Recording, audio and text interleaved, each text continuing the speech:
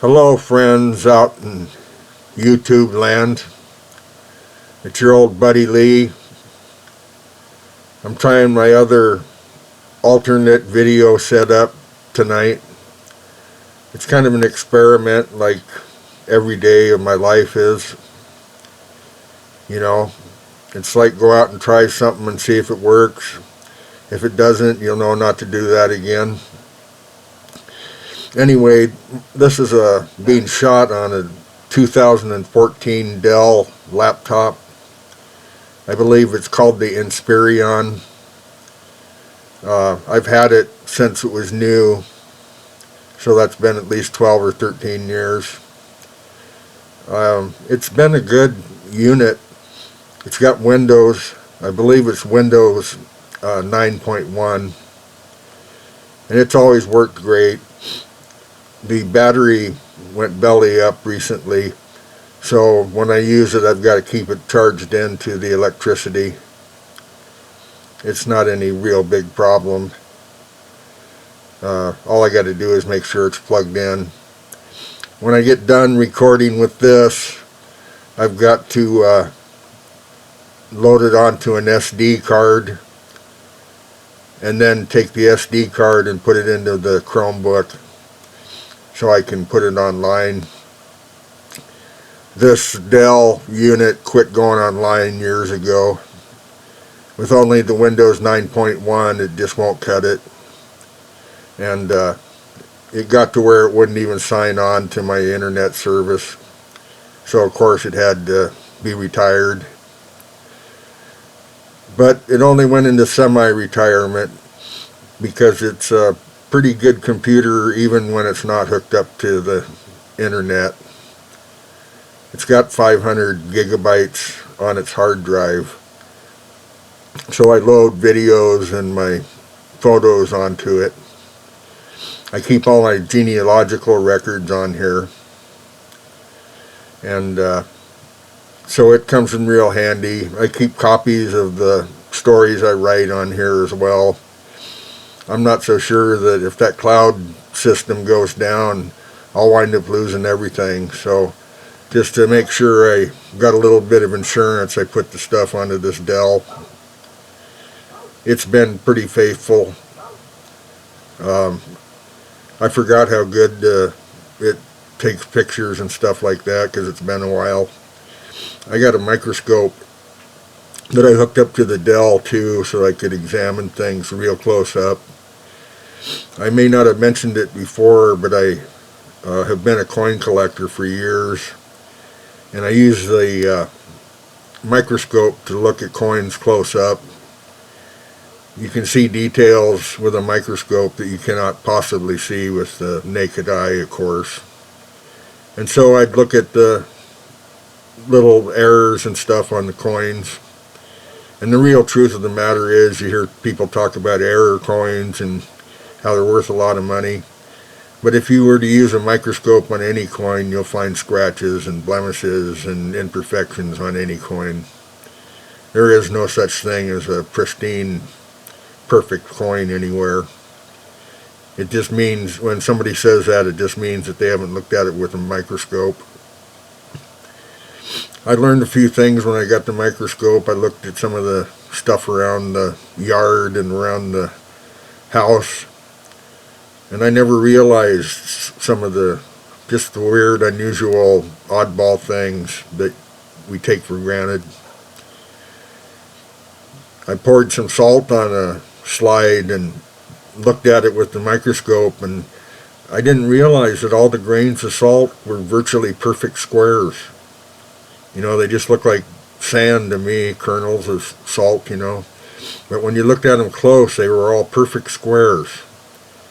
Evidently it's got something to do with the way it's made, and their salt is a crystalline substance. So somewhere in the manufacturing process, they must crystallize it all and then grind it up, and then when they grind it up and make it fine like they do, it reverts to that crystalline structure and it's square. So today I worked on the story My hero is experiencing Friday in the story. He got up this morning, made some coffee, took a shower, decided to make some bacon and eggs for breakfast, and then feeling a little bit full, he went and sat on the couch in the living room to look out the window and admire the view in his backyard. Drank his coffee, and just as he got finished with his coffee, the phone rang, and it was his friend from the sheriff's department, Doug Howerton. Doug was calling him to give him a little update on a situation that they were both aware of that was happening in the local area. So that took me a while to work through that, and there was some research work I had to do because I was referencing some books that were stolen in a burglary. And so I had to look at the books I'd like to make all the facts in the story as true as possible. The 4 books, one of them written by Madame Helena Blavatsky, another one by Emma Britton, and the other ones I don't recall. Oh, one of them was my invented book, the McConnell's Odd Science Curiosities. And then the first book was some other research book. I believe it was, it was Shakespeare. Excuse me. Shakespeare, an 1880 edition, tragedies that Shakespeare had written.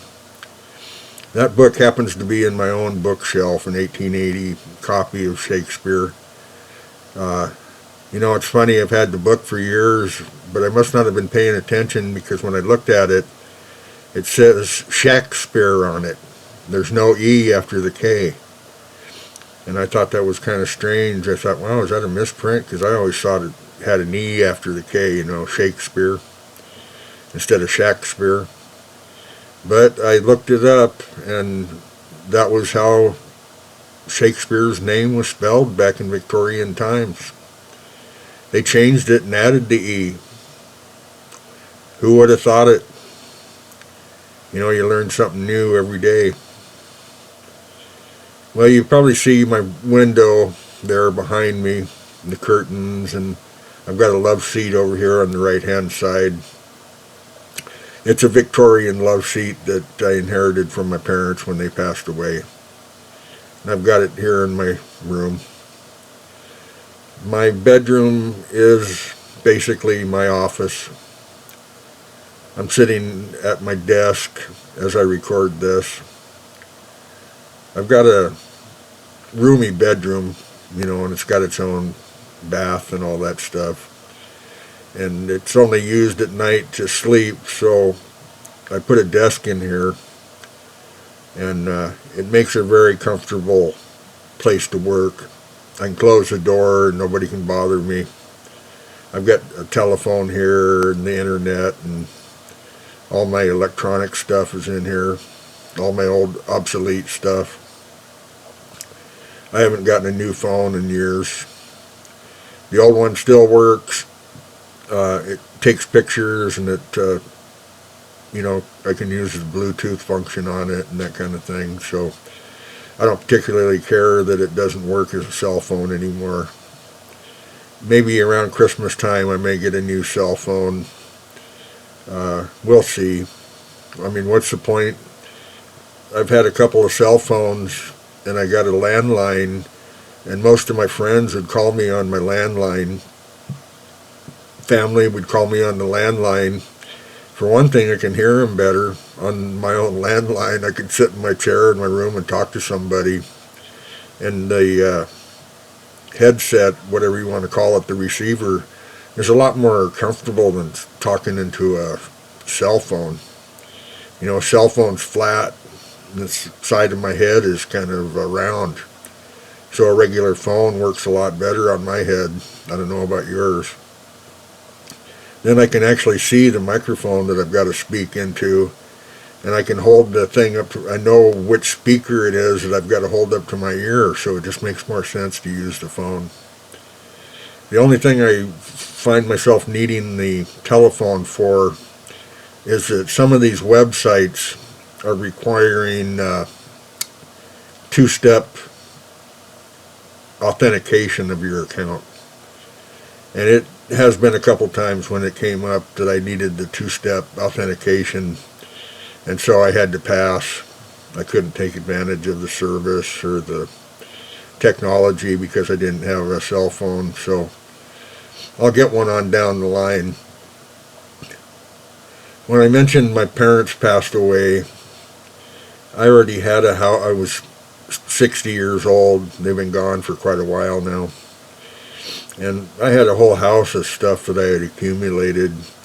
I not only collect coins, but I collect all kinds of junk, you know, antiques and books and paintings and just everything. If a friend of mine had an old piano or an accordion or a organ or something and he wanted to get rid of it and didn't want too much money for it, I'd take it. I live in a 3-bedroom house and it's just crowded with stuff. Got bookshelves in every room, antique cabinets full of stuff. My mom collected plates and glassware and stuff, so I wound up with just boxes of stuff. Had a U-Haul van, one of the large U-Haul vans out here a couple of times unloading stuff. The living room was just full of boxes for a while because I didn't know what else to do with it. I've got a second house here on my 5 acres and it's full too. I've thinned it out some because I've given away some of the stuff. You can at least walk through it now, so it's better than it used to be. I kind of a pack rat where I save all my stuff too. I've still got a couple of my old cars out in the yard out there, parked over by my old house. I just don't like to get rid of them. You know, one of them's an old classic mid-80s Lincoln Continental. It's a sweet old car, and I just don't, it's a gas guzzler, but I just don't feel like getting rid of it. And then I got a 99 Ford Taurus, and I kind of fell in love with the Ford Taurus because of its innovative design. I saw one and I always wanted one, and so I finally had a chance to get a real choice specimen, you know, a 1999 Ford Taurus, and it was just sweet as it could be. It looked like it was new. And so I got it home and I started looking at it, and I noticed how everything on it looked round and curved. And then when I looked it up online about the car itself, they said that was one of the things that the Ford designers had done on purpose, was to use circles and ovals in designing all the parts of the car, the seats, the dashboard, the exterior of the car, the doors, everything. Even the doors are kind of oval shaped in their own way. So it's when you start to look at some of that stuff, you realize the intent of the designer. You know, most of us don't look that close. So when we see something like that, it just doesn't occur to us. But if it's brought to our attention, then we realize it. And that's not just this Ford Taurus as an example, but so many other things in life are an example that there's a design that was intentional, but it goes over most people's heads until they're made aware of it. And then when they're made aware of it, then they see it. I think you probably can think of times when you had a revelation about something in your life or something that you saw, and then when it struck you what the truth about the matter was, why it was the way it was, then it dawned on you that, now I understand, and I see what the intention of the designer was. So anyway, thanks for riding along with me tonight on my testing of my video. I just wanted to try to do a 15-minute run and see how it turned out, and I'll have to watch it on the internet to see if it's good enough or not. Have a good one, and thanks. We'll see you again soon. Bye-bye.